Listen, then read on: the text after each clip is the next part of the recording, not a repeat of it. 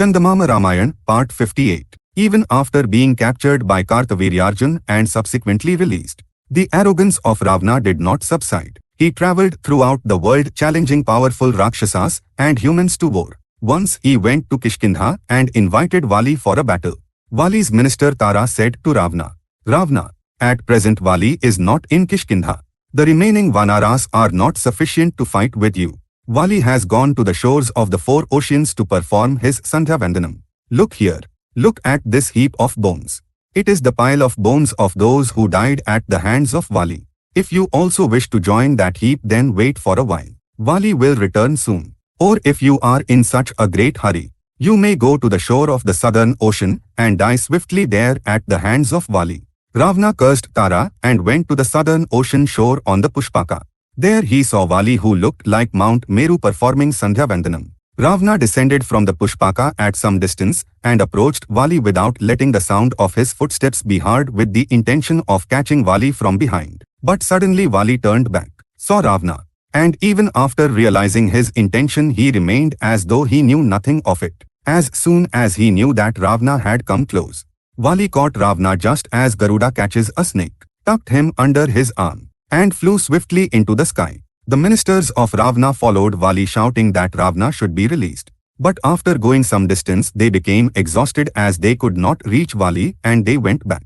That indeed was for the best. Otherwise they would have been caught by Vali and would not have come out alive. Vali, carrying Ravana under his arm, descended on the western ocean shore, bathed there, performed his evening prayers, and went to the northern ocean. After that he went to the eastern ocean. After finishing his evening rituals at all the oceans, Vali returned to Kishkindha along with Ravana. In the garden of Kishkindha, Vali set Ravana down and asked laughingly, "What, Ravana? From where are you coming?"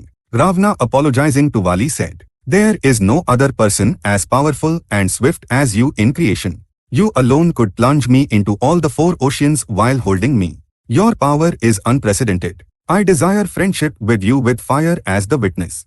Accordingly they lit the fire. Both embraced each other and adopted brotherly friendship. Ravana stayed in Kishkindha for 1 month and received all the honors that Sugriva receives. Later the ministers of Ravana came and took him away to Lanka. Agastya told this account to Rama and said, "Rama, Vali, who died with a single arrow from your hand, was possessed of such immense power." To that Rama said, "Great sage Agastya, I agree that the strength of Vali and the strength of Ravana are unprecedented, but in my view, Hanuman appears even more powerful than them. Not only did he leap across the ocean of 100 yojanas, but he also easily entered the inner chambers of Ravana's Lanka, slew many Rakshasa warriors single-handedly, and burned the city of Lanka. It feels that the adventures he performed are not possible for anyone in the 3 worlds. Why did such a great hero remain silent while his king Sugriva was suffering countless hardships without killing Vali? Please clear this doubt of mine." Hearing that, Agastya said, "Rama, everything you said about Hanuman is true. There is no other person who is such a hero, so swift and so wise. He performed many wonders even in his early childhood. Perhaps he does not even remember those matters. But the sages gave him a curse in his childhood. I will tell his strange story." And said thus, Hanuman's father Kesari used to rule on Mount Meru. His wife was Anjana. She bore Hanuman through Vayudeva. She laid the infant Hanuman in one place and went to the forest to bring fruits. In the meantime Hanuman became hungry and started crying. Just then the red sun disk rose on the eastern hill. Thinking it was some fruit, that infant started flying in the sky to catch it. Seeing Hanuman, who was like another sun going towards the sun, the gods, Sanvas, and Yakshas were amazed, because by then his speed surpassed the speed of the wind and the speed of Garuda. Vayudeva also ran along with his son, who was flying towards the sun, thus sprinkling cool dew-like drops so that the heat of the sun would not touch the infant. Even the sun did not show his intensity upon the child Hanuman, who was approaching him. Moreover, by the time Hanuman reached the sun, Rahu also came upon the chariot of the sun to catch the sun. As soon as he saw Rahu, Hanuman left the sun and tried to catch Rahu. Rahu fled in fear and went to Indra, who was in the full court assembly, and said, "Indra, what is this injustice?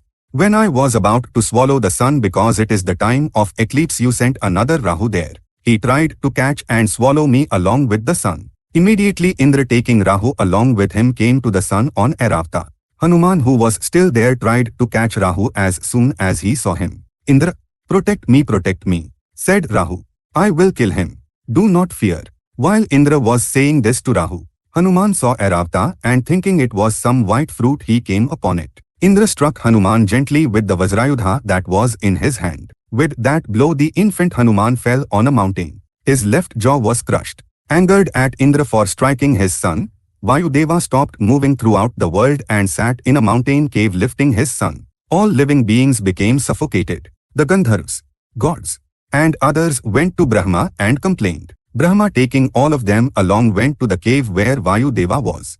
As soon as he saw Brahma and others, Vayudeva came and fell at the feet of Brahma lifting his son. As soon as Brahma stroked him with his hand, Hanuman, who was at his last breath, became as before. Vayudeva was pleased and started moving throughout the world again. With the intention of pleasing Vayudeva further, Brahma asked the guardians of the directions to give boons to Hanuman. Because the Hanu, meaning jaw, was damaged because of him, Indra gave a boon that the Vajrayudha would never again cause a blow to him while naming him Hanuman. The sun gave a portion of his divine radiance to Hanuman. He also gave a boon that Hanuman would become a great orator and a great scholar.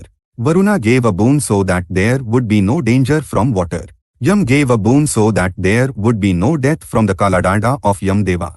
And Kuber gave boons so that there would be no danger to Hanuman from his mate. Shiva gave a boon so that there would be no danger to Hanuman from him or from his weapons. Lord Brahma and Vishwakarma also gave similar boons. Because of all these boons, Hanuman became terrifying to enemies. One who has no defeat in war, one who can change form at will, and the ability to move at will. Vayudeva felt immense joy. After that, Hanuman became possessed of immense power. And while wandering fearlessly, he started causing various troubles to the sages in the hermitages. The sages, who knew that he was one who had obtained boons from the gods, remained as if they did not see, even though he was destroying their bark clothes, sacrificial fires, pots, and black antelope skins. Even though Kesari on one side and Vayudeva on the other side were telling him not to, Hanuman did not stop his mischief. Finally, the great sages became angry with Hanuman and cursed him, saying, "You are doing these wicked deeds only because you are aware of your strength. May you not know your own strength unless another reminds you of it." Thereafter, Hanuman lived in the hermitage, being wise without knowing his own matter. At that time, Riksharajsa, the father of Vali and Sugriva, died while being the king of Vanaras. Then the Vanaras performed the coronation of the elder Vali and made the younger Sugriva the crown prince. An unending friendship was formed between Hanuman and Sugriva in their childhood itself. But when enmity arose between Vali and Sugriva suffered many hardships, Hanuman was unable to help him in any way because he did not know his own strength. Telling this story of Hanuman to Rama, sage Agastya said, "Rama, what kind of power did you think this Hanuman has?" Wishing to learn grammar, he used to travel from the eastern mountain to the western mountain along with the sun. There is no one equal to him in any branch of learning. He will become the next Brahma after me. Rama, who heard the story of Hanuman in this way, said to Agastya, "Lord, who is Riksharajsa, the father of Vali and Sugriva? Who is their mother? I will be happy if you tell that story also." Chandamama Ramayan, Part 58 is complete. For now, Swasti.